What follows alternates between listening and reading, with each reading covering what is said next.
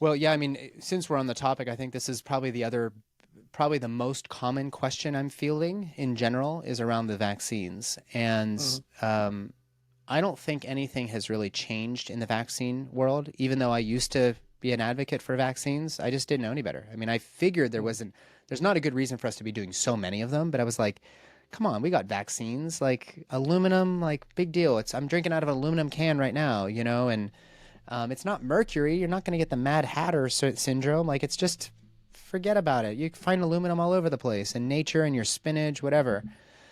But then COVID happened and it really kind of compelled us all to really consider what's really happening here. And mm, I went very, very deep into it. In fact, I've got a course coming out called Clear and Free. It's all around persistent HPV and vaccines and Gardasil, which Gardasil is a great example here, actually, because what has actually started happening within the vaccine manufacturing process that I wasn't really aware of is that when you test a drug, like here's, Mimi and Chase of the Medicine Podcast, they're Immune Intel HCC.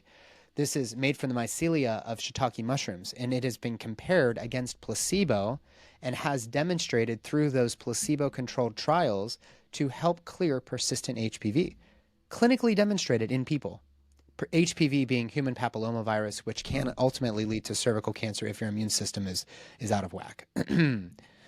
So when you look at Gardasil, which is a vaccine now in the United States, it's almost compulsory for kids at age 9. It's not technically compulsory, but you really get a lot of grief from mm. your doctor or from your school or whatever if Gardasil is not administered. Starting at age 9, it's a 2-dose course. Used to be a 3-dose course.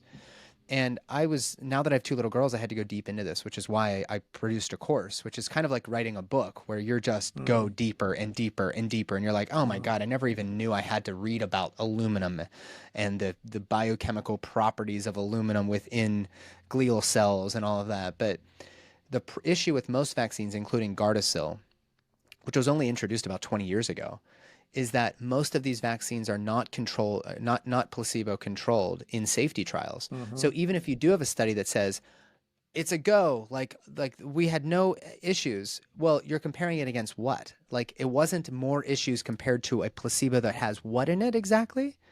mm. Most of the time, those placebos are made of water, some polysorbate 80, and an aluminum adjuvant. So the aluminum adjuvant alone is now, we're in like the age of aluminum. Everything has aluminum. Your baking soda has aluminum. Your plants have aluminum. All of the fertilizers, like your soil, your water, your air, maybe not your air. It's not easily aerosolized, but the point being, you're No. getting, is it? Well, it's in the bioengineering. Yeah, there's a lot of Oh, aluminium for in. like the chemtrails and all that. Well, that makes Yeah, sense because you can see it. It doesn't yeah, actually like it's like particleized up there. So yeah. all of this aluminum that's being dumped into our system, most of it, 99.7% of it that we consume orally comes out in our poop. Thank God. But now we're injecting it.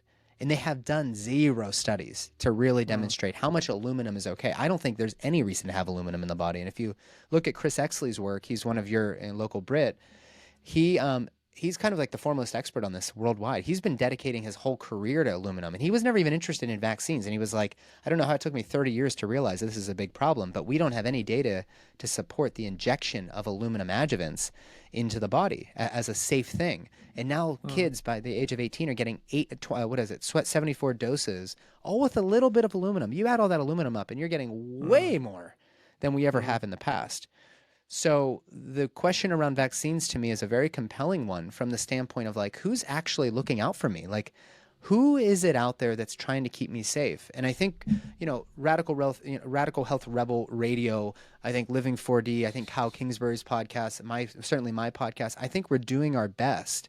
But it would be mm, certainly nice if the other million medical researchers out there would do this from like a place of like integrity and like really, really help to provide us the information. Otherwise, I'm going to have to keep writing books and creating courses because I don't have any other option. I've got 2 little girls. Like I want to make sure that mm. they're taken care